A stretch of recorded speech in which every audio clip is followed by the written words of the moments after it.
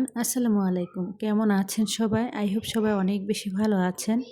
আলহামদুলিল্লাহ আমিও আমার পরিবার পরিজন নিয়ে ভালো আছি। এই তো প্রতিদিনের মতো আবার একটি নতুন ব্লগ নিয়ে এসেছি আপনাদের মাঝে। আশা করি আজকের ব্লগটা আপনাদের অনেক বেশি ভালো লাগবে। আজকের ব্লগটি আমি সকালবেলা নাস্তা দিয়ে শুরু করলাম।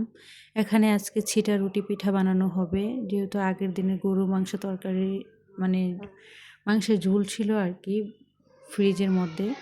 তো ভাবলাম যে আজকে গরুর মাংসের ঝোল দিয়ে কিন্তু চিতই পিঠা বলেন বা এই যে ছিটরুটি পিঠাগুলো খেতে কিন্তু আমার কাছে অনেক বেশি ভালো লাগে। আমার অনেক বেশি পছন্দের এই পিঠা, আমার ছেলেদেরও। তো ভাবলাম যে আজকে ছিটা রুটি পিঠাটা বানাই। আর শীতকালে দেখবেন পিঠাপুলির আমেজ থাকে বা পিঠাপুলি খেতে অনেক বেশি ভালো লাগে। যদিও গরমকালে আসলে অত বেশি পিঠা চিরা ভালো লাগে না। তো যাই হোক, যেই বাবা সেই কাজ। তো এখানে আর কি চিটা রুটি পিঠা বানিয়ে নিচ্ছি। আর চিটা রুটি পিঠা কিন্তু এত সহজ একটা পিঠা বানানো, কি বলবো।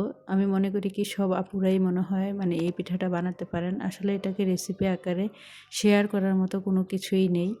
তো যাই হোক, ভিডিওর এই পর্যায়ে এসে যে সকল প্রিয় আপুরা আমার ভিডিওটি দেখছেন, প্লিজ ভিডিওটিতে একটি লাইক দিয়ে অবশ্যই কন্টিনিউ করবেন। আর যারা অলরেডি এই কাজটি করে দিয়েছেন তাদেরকে জানাই অসংখ্য ধন্যবাদ। আর আজকে যারা আমার চ্যানেলে নতুন জয়েন হয়েছেন, আমার ভিডিওর কোনো অংশ বা কোনো কথা বা কাজ যদি আপনাদের এতটুকু ভালো লেগে থাকে তাহলে প্লিজ চ্যানেলটি সাবস্ক্রাইব করে পাশেই থেকে যাবেন। পাশে থাকা বেল বাটনের অল অপশনটি প্রেস করে দেবেন, যাতে করে আমি কোনো নতুন ভিডিও ছাড়ার সাথে সাথে আপনাদের কাছে নোটিফিকেশন চলে যায়। আপনারা আপনাদের সময় সুযোগ করে দেখে নিতে পারবেন। কি বলবো, আগের একটা ভিডিও দিয়েছিলাম আর হয়তো অনেক আপুরাই দেখে বুঝতে পেরেছেন। আসলে আমি বুঝি না, ইউটিউব যেহেতু এটা আমার লাইফস্টাইল ব্লগ, আমার লাইফে আমি কি করব না করব সব কিছুই কিন্তু আমার শেয়ার করার অধিকার অবশ্যই আছে।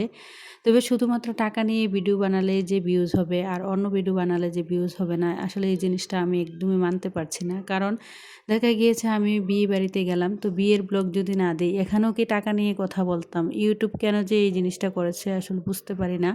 আমার অনেক সময় ইউটিউব মামার সাথে রাগ হয় যে আমারও তো ইচ্ছে করে অন্য আপুদের মতো অনেক রকমের ভিডিও আসলে আপনাদের মাঝে শেয়ার করি। কেন যে আমি আসলে টাকার ভিডিও দিয়েছিলাম আর টাকার ভিডিওতেই ভিউজ হয়েছিল বুঝতে পারি না। আর অন্য কোনো ভিডিও দিলেই কেন জানি ভিডিওতে ভিউজই হয় না।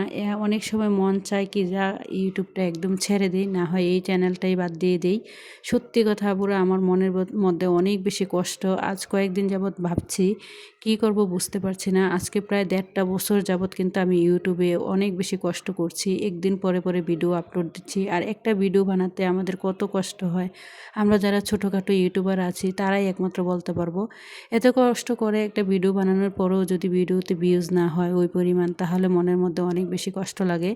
যেহেতু এটা লাইফস্টাইল ব্লগ চ্যানেল খুলেছিলাম আমি, তো আমার লাইফে আমি কি করি না করি, ঘর সংসারের কাজকর্ম রান্না বান্না এগুলো দিয়েই তো আসলে ভিডিওটা সাজাবো।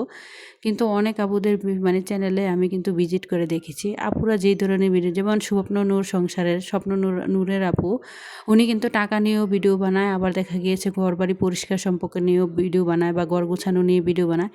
যে কোনো ভিডিওই বানাক না কেন ওনার ভিডিওতে প্রচুর পরিমাণে কিন্তু ভিউজ হয়। জানি না কোন কোন আপুরা ওনাদের ভিডিও দেখেন কিনা, তবে আমি কিন্তু সবসময় প্রতিনিয়ত, উনি কিন্তু কালকেও একটা ভিডিও দিয়েছিলেন, আমি কিন্তু প্রতিদিন ওনার ভিডিও দেখি যখনই উনি ভিডিও দেখ না কেন। তো এত ভিডিও দেওয়ার পরেও কিন্তু দেখি অন্যদের ভিডিও ভালোই ভিউজ হয়, কিন্তু আমি শুধুমাত্র টাকার ভিডিও বানালে শুধু ভিউজ হয়, আর অন্য কোনো ভিডিওতেই ভিউজ হতেই চায় না। যার কারণে আমি ভাবছি এই চ্যানেলটা আমি ছেড়ে দেবো বা আর এই চ্যানেলে কাজ করব না, বা আর কোনো দিন চ্যানেল খুলবো কিনা জানি না। আমার অনেক বেশি কষ্ট হয়। আর মাঝে মধ্যে কয়েকটা অর্গানাইজেশনের ভিডিও দিয়েছিলাম, তো অর্গানাইজিং ভিডিওগুলো মোটামুটি ভালোই ভিউজ হয়েছিল। তো ইউটিউব মামা কেন আমার সাথে এই জিনিসটা করে আমার অনেক বেশি কষ্ট লাগে। তো যাই হোক, চলে আসি আজকের মূল ভিডিওর মূল টপিকে। আসলে মধ্যবিত্ত সংসারে খরচ কমিয়ে টাকা জমানোর দারুণ দারুণ কিছু আইডিয়া আপনাদেরকে আজকের ভিডিওতে শেয়ার করব। আশা করি আজকের ভিডিওটাও আপনাদের অনেক বেশি ভালো লাগবে। আসলে 1.5 বছর কষ্ট করার পর এই চ্যানেলের প্রতি যে একটা মায়া জন্মিয়েছে বা যাই হয়েছে, কিন্তু আসলে কি করব বুঝতে পারছি না। তো যাই হোক, আমরা যারা মধ্যবিত্ত আছি আসলে নিজের সংসারে আমি মনে করি সব সময় সংসারের আয় বুঝেই কিন্তু আসলে আমাদের ব্যয় করতে হবে।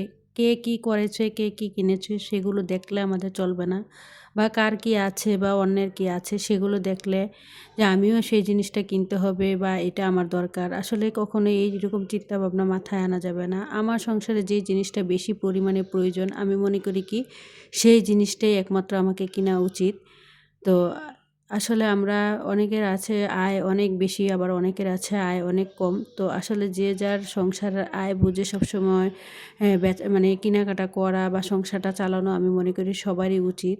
তারপর আবার দেখা গিয়েছে ধরেন আপনার আয় অনুযায়ী কিন্তু আসলে আপনাকে বাসা ভাড়া নিতে হবে। আমরা যারা ভাড়া বাসায় থাকি অনেকেই আছি কিন্তু আমরা ভাড়া বাসায় থাকি। তো আমার আয় যেমনই হোক না কেন, আমার কিন্তু আমার হাজব্যান্ডের ইনকাম যেমন হোক না কেন সেই ইনকামের উপরে ডিপেন্ড করেই কিন্তু আমাকে বাসা ভাড়াটা নিতে হবে। ধরেন আমার হাজব্যান্ডের ইনকাম যদি 20,000 টাকা হয়, আমি যদি 5,000 টাকা বা 10,000 টাকা দিয়ে যদি আসলে বাসা ভাড়া নিয়ে নিই তাহলে কি চলবে? আমার কি 10,000 টাকা দিয়ে সংসারটা চলবে? আমার মাথায় রাখতে হবে যে আমার হাজব্যান্ডের যদি 20,000 টাকা ইনকাম হয়, সবসময় 5,000 টাকার মধ্যে যেন আমার বাসা ভাড়াটা হয় সেদিকেই কিন্তু আমাকে খেয়াল রাখতে হবে, বা আপনাদেরকেও কিন্তু খেয়াল রাখতে হবে। আসলে আমি মনে করি আয় যেমন আসলে তার খরচ বা তার চিন্তা ভাবনা সব কিছুই কিন্তু তেমনটাই হওয়া উচিত। অনেকে আবার দেখবেন তার ইনকাম কিন্তু খুবই কম, তারপরেও কিন্তু সে অনেক বেশি টাকা দিয়ে দেখা গিয়েছে বড় বাসা নিয়ে আসলে থাকেন। আসলে এইভাবে করে চলে দেখা গিয়েছে এতে করে নিজেদেরই ক্ষতি। এতে করে কিন্তু আপনি কখনো কিন্তু আপনার সংসারে টাকা পয়সা জমাতে পারবেন না। আপনাকে সবসময় খেয়াল রাখতে হবে আপনার সংসার খরচটা কমিয়ে যেন টাকা জমাতে পারেন। বড় বাসা নিলে এতে করে আপনার যে বাসা ভাড়া যে টাকাটা আপনি দিতেন দেখবেন অনেকটাই কিন্তু আপনার বাসা ভাড়াটা কমে যাবে। এতে করে কিন্তু আপনি চাইলে প্রতি মাসে কিন্তু এই যে অনেকটা টাকা পয়সা কিন্তু আসলে জমাতে পারবেন। তারপরে আবার অনেকে আছে যে সংসারে মানে অনেকে আছে আমরা মানে অপচয় করতে অনেক বেশি পছন্দ করি, বা আসলে আমি মনে করি কি অপচয়কারী হচ্ছে শয়তানের বন্ধু। আর হিসেব করে চলাকে কিন্তু কখনোই কৃপণতা বলে না। আমি মনে করি কি আপনার সংসারে আপনার যতটুকু জিনিস প্রয়োজন ঠিক আপনি ততটুকুই কিন্তু খরচ করবেন। প্রয়োজনের অতিরিক্ত কোনো কিছু খরচ করতে যাবেন না। এতে কিন্তু আপনার সংসারেরই কিন্তু অনেক টাকা নষ্ট হয়ে যায়। আর আপনি যদি আপনার সংসারের খরচ কমাতে চান এবং টাকা জমাতে চান তাহলে অবশ্যই আপনাকে হতে হবে হিসেবি ও বুদ্ধিমতী। আপনার সংসারে যতটুকু প্রয়োজন যখন যেখানে যে জিনিসটা লাগবে তার অতিরিক্ত কোনো কিছুই খরচ করা যাবে না। আমি মনে করি কি প্রয়োজনের অতিরিক্ত খরচ করলেই কিন্তু দেখা গিয়েছে টাকা পয়সা নষ্ট হবে। এতে করে কিন্তু আপনি টাকা পয়সা চাইলেও কিন্তু জমাতে পারবেন না। আবার দেখা গিয়েছে আমরা যারা গৃহিণীরা সংসারটাকে চালাই বা সংসারে খরচ করি বা সংসারের সব কিছু একমাত্র গৃহিণীরাই মেনটেন করি। আমি মনে করি কি আমাদের প্রতিটা গৃহিণীকেই হতে হবে বুদ্ধিমতী এবং পরিশ্রমী এবং হিসেবি। আর হিসেব করে চলাকে কখনো কিন্তু কৃপণতা বলে না। নিজের প্রয়োজনের তাগিদে যেটা খরচ করবেন সেটাই একমাত্র আপনার সম্বল। আপনি কিন্তু বিপদের দিনে যদি আপনার কোনো কিছু প্রয়োজন হয় সেটা হচ্ছে টাকা। আর সেই টাকাটাকে যদি আপনি হাত দিয়ে মুঠ করে রেখে দেন, নিজে অল্প টাকা খরচ করে যদি ওই টাকাটা আপনি রেখে কোথাও জমান, এতে করে দেখা গিয়েছে আপনার টাকাটাই কিন্তু বিপদের দিনে সবচেয়ে আগে বন্ধু হবে। আবার আমরা অনেকে আসলে বুঝতে পারি না সংসারে কখন কোন জিনিসটা খরচ করলে সংসারের খরচ থেকে অনেকটা টাকা পয়সা বাঁচাতে পারবো। যেমন দেখা গিয়েছে আপনারা যদি চান দেখা গিয়েছে প্রতি মাসের শুরুতেই আসলে মানে সাপ্তাহিকভাবে সবসময় কাঁচা বাজার যারা করেন সাপ্তাহিকভাবে যদি কাঁচা বাজারগুলো করেন প্রতি সপ্তাহে একবার হোক বা দুইবার, এতে করে দেখা গিয়েছে সপ্তাহে যদি আপনি একদিন বা 2 দিন বাজার করেন বাজারের দিন কিন্তু তরি তরকারির দাম শাকসবজির দাম অনেকটাই কম থাকে। এতে করে কিন্তু কম টাকার মধ্যে আপনার দেখা গিয়েছে পুরো একটা সপ্তাহ কিন্তু আপনি ম্যানেজ করতে পারেন। এতে করে কিন্তু আপনার সংসার খরচটাও কম হয়, আর অন্য দিক দিয়ে কিন্তু এখান থেকেও কিন্তু আপনার অনেকগুলা টাকা বেঁচে যায়। তো এগুলা করলেও কিন্তু দেখা গিয়েছে মাস শেষে আপনার অনেকটা টাকা পয়সা আসলে আপনারা চাইলে জমাতে পারেন। আবার দেখা গিয়েছে অনেকে আছে মাসে মানে মুদিখানার বাজার যেগুলো করবেন আর কি, বা বাসার গ্রোসারি আইটেম যাকে বলে। আমি মনে করি কি প্রতি মাসের শুরুতেই মানে বাসায় কখন কি আছে কোথায় কোনটা লাগবে না লাগবে মানে কি আছে না আছে সব কিছুর একটা নির্দিষ্ট লিস্ট তৈরি করা, এবং কি একই দোকান থেকে যেখানে আর কি পাইকারি দরে সব কিছু বিক্রি করা হয় এই দোকান থেকে যদি মানে আপনি যদি একই সাথে আপনার সংসারের গ্রোসারি আইটেমগুলো যদি আসলে মানে কেনাকাটা করেন, এতে করে দেখা গিয়েছে একই দোকান থেকে যদি আপনি কোনো কিছু কেনাকাটা করেন বা পাইকারি দোকান থেকে কেনাকাটা করেন, এতে করেও কিন্তু দেখা গিয়েছে আপনার সংসার খরচ থেকে অনেকটা টাকা পয়সা আসলে মানে এইভাবে করে বেঁচে যায়। আর বেঁচে যাওয়া টাকাগুলো কিন্তু চাইলে আপনি জমাতে পারেন। আবার আমরা যারা গৃহিণীরা আছি নিজেরাই বাসায় সেলাই কাজ করতে পারি, নিজেদের কাপড় চোপড়গুলো যদি নিজেরাই সেলাই করি, বাচ্চাদের দেখা গিয়েছে অনেকের আছে মেয়ে মানে বাচ্চাদের কাপড় চোপড়ও কিন্তু আসলে বাসায় সেলাই করেন। তো আসলে এতে করে কিন্তু দেখা গেছে আমাদের নিজেদেরই কিন্তু লাভ। নিজেদের কাপড় চোপড়গুলো যদি নিজেরা সেলাই করি এতে করে কিন্তু দর্জিকে আর টাকা দিতে হয় না। আর এতে করে কিন্তু আপনার সংসারের অনেকগুলো টাকাই কিন্তু বেঁচে যায়। আর এই টাকাটা চাইলে কিন্তু আপনি জমাতে পারেন। আর সেই জমানো টাকাগুলা দিয়েই কিন্তু দেখা গিয়েছে বিপদের সময় আপনি অনেক কাজে লাগাতে পারেন। তো যাই হোক আপনাদের সাথে কথা বলতে বলতে কিন্তু অনেক কাজ করে নিয়েছি। তো এখন চলে এসেছি রান্নার পর্বে। তো এখানে আর কি মাত্র ১০০ টাকার হাফ কেজি ছোটো মাছ, সমুদ্রের ছোটো মাছ নিয়েছিলাম আর কি। কী বলবো আজকে আর আমাদের বাসায় আর কি কারেন্ট নেই সকাল থেকে। আর আমি যে এই যে দেখতে পাচ্ছেন ভিডিওগুলা করছি এগুলা কিন্তু মোবাইলের লাইট দিয়ে ভিডিও করছি। তো কারেন্ট নাই। আর যারা আমরা বাসা বাড়িতে থাকি সবাই তো হয়তো জানেন কম বেশি, বাসা বাড়িতে থাকলে কিন্তু যেদিন কারেন্ট না থাকে সেদিন কিন্তু আসলে মোটরের মধ্যে পানিও থাকে না। তো কি তাই এই যে দেখতে পাচ্ছেন এখানে কিন্তু আমি বুদ্ধি করে আগে থেকেই বালতির মধ্যে আর মানে রাইস কুকারের পটের মধ্যে আর কি পানি জমিয়ে রেখেছি। আর ১০০ টাকার যে মাছ নিয়েছিলাম বলেছিলাম এই ১০০ টাকার ছোটো মাছ থেকে কিন্তু এখানে কিছুটা মাছ আমি রেখে দিচ্ছি অন্য একদিন রান্না করার জন্য। তো এখানেও কিন্তু আমিও একটা বুদ্ধি খাটিয়েছি। দেখেন আমরা গৃহিণীরা যদি সংসারের এই ছোটোখাটো ব্যাপার থেকে যদি কিছু কিছু একটু একটু করে যদি বুদ্ধি না খাটাই তাহলে কিন্তু কখনো কিন্তু সংসার জীবনে উন্নত করা সম্ভব না। সংসারে যদি আপনি কোনো কিছু করতে যান বা সংসারটাকে যদি ভালো রাখতে যান বা সংসারে যদি আয় উন্নতি করতে চান, টাকা পয়সা জমাতে চান তাহলে অবশ্যই কিন্তু আপনাকে একটু বুদ্ধি খাটাতে হবে, হিসেব করে চলতে হবে। তা আমি দেখেন এখানে কিন্তু ১০০ টাকার মাছকে কিন্তু ২ দিন করেছিলাম। রান্নার সময় ১০০ টাকার মাছকে ২ দিন করাতে দেখা গিয়েছে আমারই কিন্তু লাভ হয়েছে। দেখা দিয়েছে মাত্র আমার ১০০ টাকার মাছ দিয়ে কিন্তু ২ দিন খুব অনায়াসে চলে যাবে।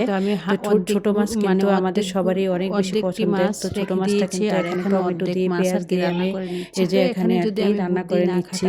তো আসলে কারেন্ট না থাকলে যা হয় অবস্থা মানে রান্না করতে গেলেও আমার দেখা গিয়েছে মোবাইলে লাইট দিয়ে সব ভিডিও করতে হচ্ছে আর কি।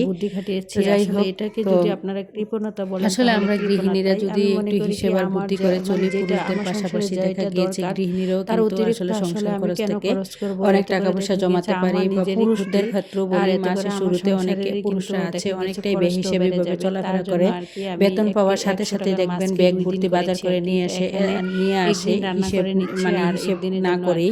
তো আমি মনে করি কি এই জিনিসটা করলে দেখা গিয়েছে এতে করে কিন্তু আপনাদের সংসারেরই ক্ষতি। তো আমি মনে করি কি আসলে মাসের শুরুতেই যদি আপনি একটা মানে নির্দিষ্ট বাজেট প্ল্যানিং করেন বা বাজেট করেন যে আপনার আজকে এই মাসে সংসারে কি আছে কি শেষ হয়ে গিয়েছে, আর একটু প্ল্যানিং করে যদি হিসেব করে বাজেট করে যদি আপনি সংসারটাকে চালান বা বাজেট করে যদি সংসারের খরচগুলো করেন এতে করে দেখা গিয়েছে আপনার সংসার খরচ থেকে কিন্তু হাজার হাজার টাকা এখানেই কিন্তু মানে বেঁচে যায়।